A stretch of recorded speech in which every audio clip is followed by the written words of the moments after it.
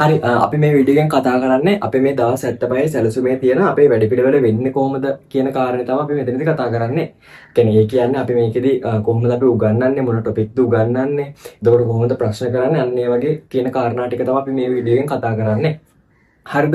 එතකොට ඔක්කොටම කලින් මුලින්ම දැනන් ඉන්න ඕන අපි මේ වැඩසටහන කරන්නේ කා වෙනවද කියන කාරණය. හරිද? එතකොට අපි මේ වැඩසටහන කරන්නේ මේ වෙනකොට ආර්ථ විද්‍යාවට ලකුණු ඉතාම අඩු මට්ටමේ කියන්නේ F මට්ටමේ ඉන්න ළමයෙක්ට එක්සෑම් එකට ඉතාම හොඳ රිසල්ට් එකක් ගැනීමේ අරමුණෙන් තමයි අපි මේ වැඩසටහන කරන්නේ. හරිද? එතකොට දැන් අපි යමු කොහොමද අපි මේ වැඩපිළිවෙල සිද්ධ වෙන්නේ කියන කාරණය. එතකොට අපි මුලින්ම දැනන් ඉන්න ඕනේ මේ A level econ paper එකේ ස්ට්‍රක්චර් එක මොකක්ද කියන කාරණය. හරිද? එතකොට A level econ paper එක ප්‍රධාන paper දෙකකින් සමන්විත වෙනවානේ. ඒකෙන් පළවෙනි paper එකේ ඉන්නේ MCQ 50ක්. දෙවෙනි paper එකෙන් එන්නේ රචනා ප්‍රශ්න 10ක්. හරිද? දැන් මේ MCQ 50 අපි අනිවාර්යෙන් ලියන්න ඕනේ. ඒකේ තෝරා ගැනීම මොනවද බෑ අනිවාර්යෙන් MCQ 50 ලියන්න ඕනේ. ඒතර මේ රචනා ප්‍රශ්න 10 ගැන කතා කරනකොට මේ ප්‍රශ්න 10 හැදලා තියෙන්නේ ප්‍රශ්න 5ක් හැදලා තියෙන 12 ශ්‍රේණියෙන් ඉතුරු ප්‍රශ්න 5 හැදලා තියෙන 13 ශ්‍රේණිය. හරිද? 12 ශ්‍රේණියෙන් ප්‍රශ්න 5ක් හැදලා තියෙනවා 13 ශ්‍රේණියෙන් ඉතුරු ප්‍රශ්න 5 හැදලා තියෙනවා. හරිද? ඕම තමයි හැදලා තියෙන්නේ 12 ශ්‍රේණියේ ප්‍රශ්න 5යි 13 ශ්‍රේණියේ ප්‍රශ්න 5යි තමයි හැදලා තියෙන්නේ. එතකොට මේ දෙවෙනි කොටසේ කියන රචනා ප්‍රශ්න කොටසේ ප්‍රශ්න 10ක් ආවට අපි ලියන්න ඕන ප්‍රශ්න 5යි. මේ ප්‍රශ්න 10න් අපි ලියන්න ඕන ප්‍රශ්න 5යි. හරිද? එතකොට මේ ප්‍රශ්න 5 තෝරා ගැනීමේදී අපිට විකල්ප දෙකක් තියෙනවා. ඒ කියන්නේ අපි තෝරගන්න ඕන මේ ප්‍රශ්න 5 මේ 12 ශ්‍රේණියේ ප්‍රශ්න 5යි 13 ශ්‍රේණියේ ප්‍රශ්න 5යි නෙන්නේ. يعني මේ එක කොටසකින් අවශ්‍ය ප්‍රශ්න දෙකක්.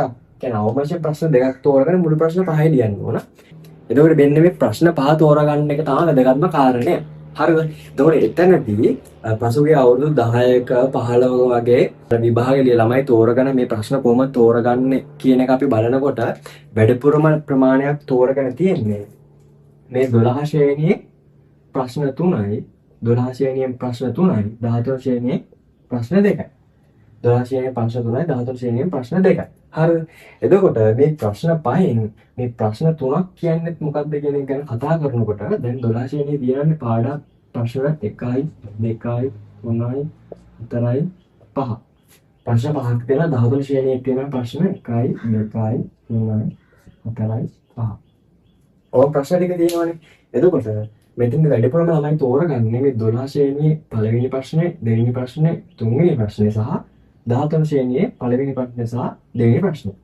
හරිද? කියන්නේ මම විභාගයට තෝරගත්තේ මේ ප්‍රශ්න 5 තමයි. ඒකට හේතුව තමයි මේ ප්‍රශ්න 10 සාපේක්ෂ වශයෙන්. කියන්නේ මේක ළමයෙක්ගෙන් තවත් ළමයෙක්ට වෙනස් වෙන්න පුළුවන්. ඒ වුණාට අර බහුතරයක් වශයෙන් ගත්තාම මේ ප්‍රශ්න 5 කියලා කියන්නේ අර සාමාන්‍ය ලේසි ප්‍රශ්න 5ක් තමයි. මොකද මේ පළවෙනි ප්‍රශ්නේ හැදෙන්නේ පළවෙනි පාඩමේ. දෙවෙනි ප්‍රශ්නේ හැදෙන්නේ දෙවෙනි පාඩමේ. තුන්වෙනි ප්‍රශ්නේ හැදෙන්නේ තුන්වෙනි පාඩමේ. එතකොට මෙතන 13 ශ්‍රේණියේ පළවෙනි ප්‍රශ්නේ හැදෙන්නේ 7 වෙනි පාඩමේ. දෙවෙනි ප්‍රශ්නේ හැදෙන්නේ 8 වෙනි පාඩමේ. හරිද?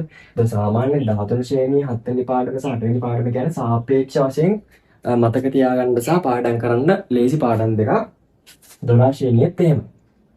හරි අපි දැන් ඔන්න ප්‍රශ්න 5ක් තෝරගත්තානේ. ඊට පස්සේ අපි බලන්න ඕන මේ ප්‍රශ්න 5ට අදාළව අපි මොන ටොපික් 80ක්ද උගන්වන්නේ කියන කාරණය. හරිද? එතකොට අපි මේ ටොපික් තෝරගද්දී අපි සලකා බැලුවේ දැන් මෙතන පළවෙනි ප්‍රශ්නේ හදලා තියෙන්නේ පළවෙනි පාඩමේ, දෙවෙනි ප්‍රශ්නේ හදලා තියෙන්නේ දෙවෙනි පාඩමේ, තුන්වෙනි ප්‍රශ්නේ හදලා තියෙන්නේ තුන්වෙනි පාඩමේ, මෙතන 13 ශ්‍රේණියේ 6 වෙනි ප්‍රශ්නේ හදලා තියෙන්නේ 7 වෙනි පාඩමේ, 7 වෙනි ප්‍රශ්නේ හදලා තියෙන්නේ 8 වෙනි පාඩමේන්නේ. එතකොට අපි කරේ පෞද්ගලික අවුරුදු 15ක පාස් පේපර්. ඒ කියන්නේ පෞද්ගලික අවුරුදු 15ක පාස් පේපර් අරන් මෙන්න මේ පළවෙනි ප්‍රශ්නේ, දෙවෙනි ප්‍රශ්නේ, තුන්වෙනි ප්‍රශ්නේ හරිද? මේ ප්‍රශ්න දෙකට අදාළව වැඩිපුරම ඇවිල්ලා තියෙන සහ විභාගෙදි වැඩිපුරම අහලා තියෙන ප්‍රශ්න මොනවද කියන කාරණය. ඒ ටිකෙන් එන්න පුළුවන් අනුපාන ප්‍රශ්න මොනවද? ඒ ටිකෙන් එන්න පුළුවන් අනුමාන තියරි කොටස් මොනවද? සහ මේ දක්කල් ඇවිල්ලා තියෙන තියරි කොටස් ටික අල්ලලා තමයි අපි මේ ටොපික් 80 හදලා තියෙන්නේ. හරිද? ටොපික් 80 හදලා තියෙන්නේ. එතන මේ ටොපික් 80 ඔයාලට පාඩම් කරගත්තොත් දවසකට ටොපික් දෙකයිනේ. නේද? කියන්නේ දවසට ටොපික් දෙකක් වෙන්න ටොපික් 80ක් ඔයාලට පාඩම් කරගත්තොත් අනිවාර්යෙන් මේක හොඳ රිසල්ට් එකකට යන්න පුළුවන්. හරිද? ඒකට හේතුව මම කියන්න. හරිද? ඒ කියන්නේ මේ දෙවෙනි පේපරේ එන මේ රචනා ප්‍රශ්න 10න් ඔයාලා තෝරගන්න ඕන රචනා ප්‍රශ්න 5යිනේ. හරිද? එතකොට මේ රචනා ප්‍රශ්න 5න් ඔයාලට හම්බ වෙනවා ලකුණු 50. ඔයාලා හම්බ වෙනවා කියන්නේ ඔයාලට හම්බ වෙනවා 100න් ලකුණු 50. මේ රචනා ප්‍රශ්න 10න් 5ක ලියනවට ලකුණු 50ක් හම්බ වෙනවා. හරිද? ඒකෙන් ඔයාලට මේ පාඩම් 5ක් විතරක් පාඩම් කරලා ඒ කියන්නේ පාඩම් 5කට විතරක් ෆෝකස් එක දීලා ඒ කියන්නේ පාඩම් 5කට විතරක් ෆෝකස් එක දීලා ඔයාලට ලකුණු 50ක් ගන්න පුළුවන්. ඊට අමතරව මේ MCQ 50නුත් ඔයාලට මේ පාඩම් 5ට අදාළව ලකුණු ගන්න පුළුවන්. හරිද? මොකද මේ පාඩම් 5නුත් MCQ වෙනවනේ. එතනදී මේ පළවෙනි පාඩමේ, ඒ කියන්නේ පළවෙනි පාඩමේ සාමාන්‍යයෙන් අවුරුදු මේ 10ක 15ක විතර පේපර්ස් අරන් අපි බලපුවම අනිවාර්යෙන් ප්‍රශ්න 4ක් විතර ආසන්න වශයෙන් ප්‍රශ්න 4ක් වගේ මේ පළවෙනි පාඩමෙන් ඇවිල්ලා තියෙනවා. දෙවෙනි පාඩමේ ප්‍රශ්න 7ක් වගේ ඇවිල්ලා තියෙනවා. තුන්වෙනි පාඩමේ ප්‍රශ්න 3ක් වගේ ඇවිල්ලා තියෙනවා. හරිද? ඒතර මෙතනදී බලන්නකො ලකුණු කීයද කියන්නේ 4යි 3යි 11යි 11යි 3යි 14. ඊට පස්සේ මෙන්න මේ 7 වෙනි පාඩමෙන් ඇවිල්ලා තියෙනවා ප්‍රශ්න 5ක් වගේ. 8 වෙනි පාඩම වල ප්‍රශ්න 5ක් වගේ ඇවිල්ලා තියෙනවා. එතකොට මෙතන 13යි, මෙතන 14යි, මෙතන 10යි 24යි. ඒ කියන්නේ මෙතන මේ MCQ 50නුත් ලකුණු 24ක් ගන්න පුළුවන්. හරිද? ඒ කියන්නේ ඔයාලට මේ MCQ වලින් එන ලකුණු 24යි රචනා ප්‍රශ්න 5ක ලියන ලකුණු 50යි බැලුවත් එතන ලකුණු 74ක් තියෙනවා. මේ ලකුණු 74 එන්නේ ඉකෝන් සිලබස් එකේ තියෙන පාඩම් 5කින් විතරයි. එතකොට ඉතුරු පාඩම් 5ට ඔයාලා පොඩ හරි පුළුවන් නම් ඔයාලට අනිවාර්යෙන් ඒකට යන්නත් බැරි කමක් නැහැ. හරිද? ඒක තියෙන තනිකර තියෙන්නේ ඒකට යන මේ මාස දෙකෙන් ඒකට යන ප්‍රතිඵලයේ තියෙන්නේ තනිකර ඔයාලා මත. ඒ කියන්නේ ඔයාලා වැඩ කරන විදිය, ඔයාලා කැප වෙන විදිය, මේ මාස දෙකේදී ඔයාලා කරන දේවල් කොහොමද පාඩම් කරන්නේ මේ කියන හැම කාරණයක්ම මත තමයි ඒ රිසල්ට් එක තීරණය වෙන්නේ. හරිද? ඒ නැතත් ඔයාලට අනිවාර්යෙන් C එකක් D එකකට අනිවාර්යෙන් යන්න පුළුවන්. ඒතකොට ඒ කියන එක රිසල්ට් එක, ඒ කියන්නේ ඒ රිසල්ට් එකක්, ඒ ප්‍රතිඵලයක් ගන්න ඔයාලා මහන්සි වෙන්න ඕන. හරි, අපි ඊළඟට බලන්න ඕන අපි කොහොමද අපි ඉගැන්වීම් කටයුතු කරන්නේ, කොහොමද පේපර්ස් කරන්නේ, කියන්නේ කවද්ද කරන්නේ, කොයි වෙලාවෙද කරන්නේ සහ ඒ ගැන අපි දැන් කතා කරමු. හරිද? එතකොට එතනදී අපි හැම දවසම කියන්නේ හැම සතියේ දවසකම රෑ 9ත් 10:00 අතර. ඒ කියන්නේ රෑ 9ත් 10:00 අතර මෙන්න මේ කියන පැය එකමාරක කාල පරිච්ඡේදයක් තුළ තමයි අපි මේ වැඩ පිළිවෙල කරන් යන්නේ. ඒ කියන්නේ අපි ඔයාලට ඉගැන්වීම් කටයුතු කරන්නේ ප්‍රශ්න ටිකට උත්තර ලියන්න කියලා දෙන්නේ හැමදාම රෑ 9යි 10:00 කියලා පැය එකමාරක් තුළ. කියන්නේ ඔයාලා ආර්ථික විද්‍යාවට පැය එකමාරක් වෙන් කරාට ඔයාලා පාඩුවක් වෙන්නේ නැහැ. මොකද අනිවාර්යෙන් මේක ඔයාලට මේ ටොපික් 80 සහ මේ පාඩම් 5ට අදාළව විෂය කරුණු ටික අනිවාර්යෙන් ඔයාලට පාඩම් කරගන්න පුළුවන් මේ ටයිම් එකේදී. එතනදී අපි පළවෙනි දවසේ කරන්නේ තියරි කොටස් ටික. හරිද? අපි පළවෙනි දවසේ කරන්නේ තියරි කොටස්. ඒ කියලා කියන්නේ අපි අර තෝරාගත්ත ටොපික් 80 ටොපික් දෙකක් හෝ තුනක්, ඒ කියන්නේ මේ පැයකමාර තුන කතා කරන්න පුළුවන් ටොපික් ප්‍රමාණය ඔයාලට කියලා දෙනවා. හරිද? පළවෙනි දවසේ කරන්නේ පළවෙනි ටොපික් ප්‍රමාණය ඔයාලට කියලා දෙනවා. හරිද? ඊට පස්සේ දෙවෙනි දවසේ පටන් ගන්න කලින් අපි ඔයාලට මේ තියරි කොටස් ටිකට අදාළව අපි ඉගෙනන කොටස් ටිකට අදාළව ඔයාලට අපි දෙනවා පේපර්. අපි ඔයාලට දෙනවා පේපර් එකක්. ඒ කියන්නේ පේපර් එකක් කියලා කියන්නේ ප්‍රශ්න ටිකක්. හරිද? ඒ කියන්නේ මේ අපි ඉගෙනනපු තියරි කොටස් ටිකට අදාළව ඔයාලට ප්‍රශ්න දෙකක් හෝ තුනක් ඇතුළත් වෙන විදියට, ඒ කියන්නේ ඔයාලා කරන්න ඕන අපි මේ තියරි ඉගෙනුවාට පස්සේ ඔයාලා පහුවදා ඒක පාඩම් කරගන්න ඕන. ඒ කියන්නේ පහුවදා ඒක අපි ඉගෙනන පොඩි තියරි කොටස් ටිකක් තියෙන්නේ. කියන්නේ පොඩි කරුණු ටිකක් තියෙන්නේ. ඒ ටික ඔයාලා පාඩම් කරගන්න ඕනේ. පාඩම් කරලා අපි මෙන්න මේ දෙන පේපර් එක කියන්නේ උඩරිම තියෙන්නේ ප්‍රශ්න දෙකක් තුනක් සහ ඔයාලට ලියන්න ටයිම් එකක් ඕන සහ අපි තියරි කොටස් ටිකට දාලා වෙන පොඩි ප්‍රශ්න ප්‍රමාණයක් තියෙන්නේ. ඒක ඔයාලා ලියන්න ඕන. ලියලා ඉවරයක් වෙලා ඒක පහුවදා ඒ කියන්නේ අපි මේ 9 සහ 10 මාර්ක් කියන කාල පරිච්ඡේදයෙන් අපි පන්තියට කරන්නේ. ඊට කලින් පහුවෙනිදා 6. ඒ කියන්නේ අපි පළවෙනි දවසේ ක්ලාස් එක කරනවා නම් පහුවෙනිදා ඊට පස්සේ දවසේ හවස 6ට කලින් මට උත්තරේ ලියලා ඔයාලා එවන්න ඕනේ. හරිද? ඒ එව්වට පස්සේ මම ඒකේ අඩුපාඩු හදලා සහ ඔයාලට මේ ප්‍රශ්නේ කීයක් ලකුණු 100ද කියන කාරණේ අපි ඔයාලට එවනවා. හරිද?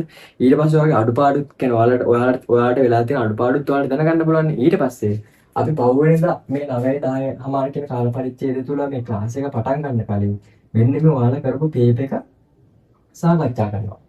ඒ කියන්නේ ඔයාලා ලියපු උත්තර ටික ඔයාලට කියලා දෙන්න. කියන්නේ ඔයාලගේ අඩුපාඩු මොනවද, සායක මේ වෙන්න ඕන, වැඩි දියුණු වෙන්න ඕන මොනවද කියන කාරණා ටික අපි ඔයාලට කියලා දෙනවා. සායක නිවැරදි ප්‍රශ්නයක් ලියන්න කොහොමද කියන කාරණා ටික කියලා දෙනවා. ඊට පස්සේ තමයි අපි පහුවෙනිදා ආපහු වැඩි කන්ටිනියු කරන් යන්නේ. ඒ කියන්නේ පහුවෙනිදා තියෙන ටොපික් ටික කතා කරන්න අර ලියපු ප්‍රශ්න ටික ඔයාලට ඒකේ වැඩි අඩුපාඩු හදලා දුන්නාට පස්සේ ඔන්න ඔය විදිහට තමයි මේ දවස් 75 තුලම ප්ලෑන් එක දිගට යන්නේ.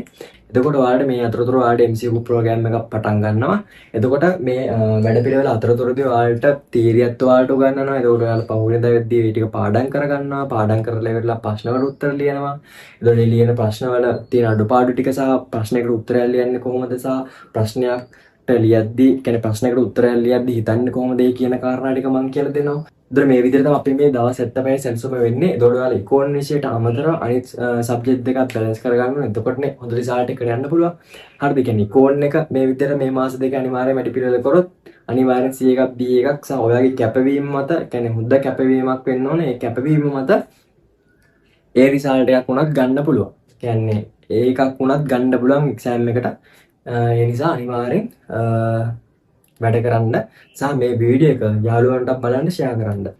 හරි. එතකොට ඔයාලගේ යාළුවෙක්ට හරි අලුතෙන් ළමයෙක්ට හරි අපේ වැඩ පිළිවෙලත් එක්ක සම්බන්ධ වෙන්න ඕන නම් 078යි 1151යි 672 කියන නම්බර් එකට WhatsApp message එකක් දාන්න. හරිද? ඒ කියන්නේ 078යි 11යි 51යි 672 කියන නම්බර් එකට WhatsApp message එකක් දාන්න. ඊට පස්සේ අපි ඔයාලට group එකට add කරලා ඔයාලට අවශ්‍ය ඩීටේල්ස් ටික සහ අවශ්‍ය ඕන PDF ටික අපි ඔයාලට දෙන්නම්.